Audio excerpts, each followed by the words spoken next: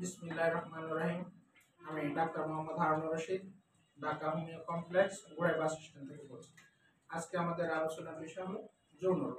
এই যৌন রোগ কী কারণে হয় এবং কেন হয়? যৌন রোগ মূলত তিনটি কারণে হয়ে থাকে। একটি কারণ হলো এটাইল ডিসফাংশন, লিঙ্গ উত্থান হয় না বা শক্ত হয় না।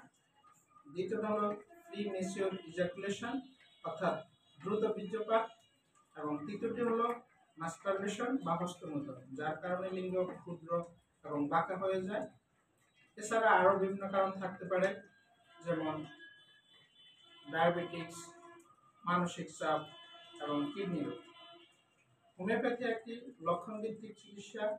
ঔষধের লক্ষণের সাথে রোগের লক্ষণ মিলে গেলে যে কোনো জটিল এবং কঠিন রোগ নিরাময় করা আল্লাহর রহমতে সম্ভব। তাই আমি বলবো, যারা জটিল ও কঠিন রোগে ভুগছেন তারা একজন অভিজ্ঞ হোমিও চিকিৎসকের শরণাপন্ন হন এবং জার্মানি ওষুধ ব্যবহার করুন।